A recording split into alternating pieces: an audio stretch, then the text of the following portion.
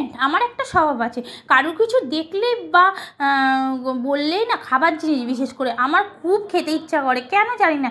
এমনিতে তো আমি প্রচণ্ড পেটুক, আর তারপরে যদি কেউ বলে ফেলে যে এই খাবারটা খেয়েছি, যতক্ষণ না খাই মনটা আনচান করে। তো সেরকমই আজকে একটা ভিডিও দেখছিলাম, তারপরে না আমার মনটা খুব আনচান করছে খাওয়ার জন্য। তো এর জন্যই আজকে এই রেসিপিটা, আমি ভিডিওটা যেহেতু দেখলাম, কোনো দিন আমি বানাইনি, সিরিয়াসলি বলছি। তো আজকে আমি বানিয়ে ফেলছি, ঘরে যা ছিল তাই দিয়েই বানিয়ে ফেলছি, আমি কিছু নিয়ে আসছি না, ওটা যা যা ছিল সেটা দিয়েই বানিয়ে ফেলছি।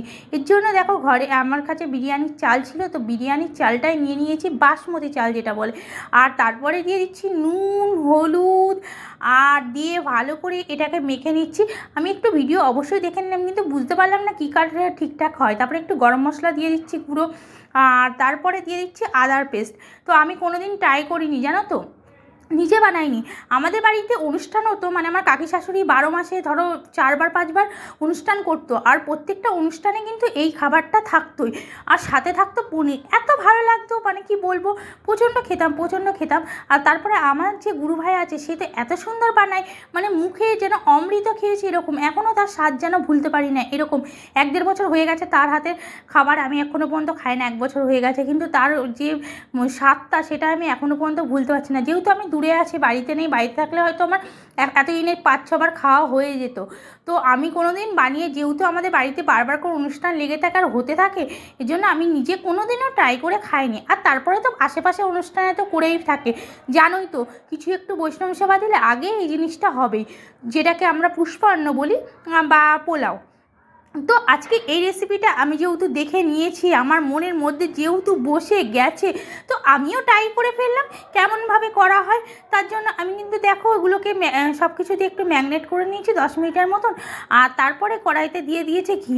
কিন্তু সবাই কিন্তু করে বেশিরভাগ গোবিন্দ চাল ভোগ চাল দিয়ে, এই দেশের বিদেশের বাজারে গোবিন্দভোগ চাল কোথায় খুঁজতে যাবো। তো ছিল ঘরে বাসমতির চাল, আমি বললাম আমি বাসমতির চাল দিয়েই বানিয়ে ফেলি। আমি যার ভিডিও দেখেছি সেও কিন্তু গোবিন্দভোগ চালেরই বানিয়েছিল, চালের। আমি কিন্তু সেই সব আর নিইনি, এই দিয়েই বানাচ্ছি। জানি না কেমন হবে, প্রথমবার করছি, ভগবানের নাম নিয়ে, জানি না কি হবে না হবে। তারপরে এক এক করে যেসব ফোড়নগুলো আমি দেখলাম, তজ, এলাচ, তেজপাতা, তাই আমি ফোড়ন কিন্তু দিয়ে দিয়েছি। আর এখন দেখো, করতে করতে কিন্তু অনেকগুলো ভুলও করে ফেলেছি, যেগুলো করে রেখে দিতে হয়, কাজু কিশমিশ ভেজে নাকি তুলে রাখতে উপর দিতে হয়।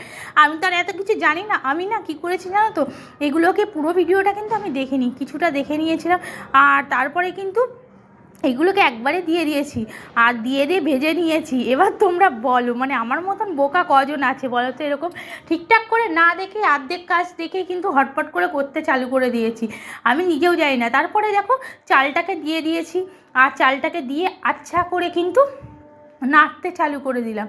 চালটার মধ্যে কিন্তু অনেকটা জল ছিল, জলটাকে ভালোভাবে ঝরিয়ে নিতে হতো, সেটা আমি বুঝতে পারলাম। যেহেতু আমি প্রথমবার করছি, সিরিয়াসলি বলছি, আমি লাইফে প্রথমবার, কোনো দিন করিনি এত বছর, মানে বিয়ে হয়েছে, আমাদের বাড়িতে যেহেতু অনুষ্ঠান হতে থাকে না প্রত্যেকবার, তো কিছু না কিছু, তারপরে আশেপাশে তোমাদের তো বললাম, তো পুষ্পান্নটা ওখানে খেয়ে নিই, কখনো আশ্রমে হয়ে যেত, আশ্রমেই খেয়ে নিতাম, এরকম মানে খুব খেয়েছি খুবই, কিন্তু নিজের হাতে বানিয়ে কোনোদিনও খাইনি।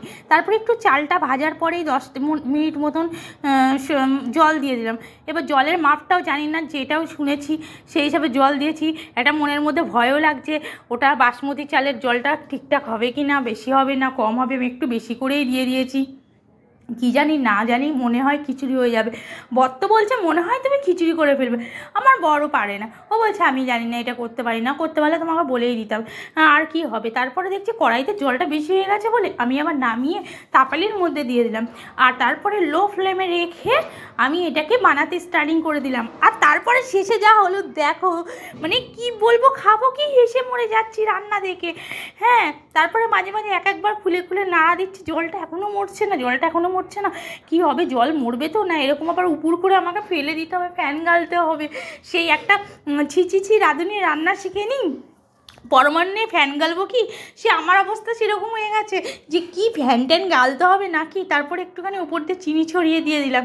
আমি না কিছু বুঝতে পারছি না কি করব, মানে কিছু মাথা কাজ করছে না, কি করব বুঝতে পারছো তো, কোনো কিছু মাথা কাজ করছে না, কি করলে কি হয় না হয়।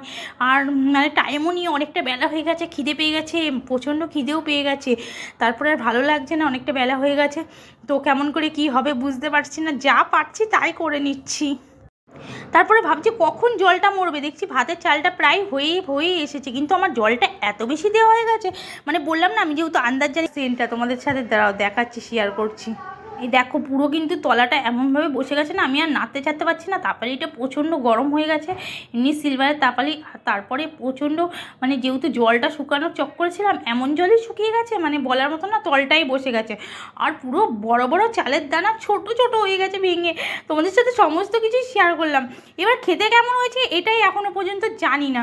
তো চলো ট্রাই করে বলছি তোমাদের সাথে কেমন খেতে হয়েছে। আর সাথে করে ফেলেছিলাম ডিম কষা, তো ছেলেকে দিয়ে দিলাম খেতে। ছেলেকে বললাম বাবু কেমন হয়েছে, আমার ছেলে বললো মা ভালোই হয়েছে, মিষ্টি মিষ্টি ভাত হয়েছে। আমি বললাম যাক, তাও শান্তি, জানো তো।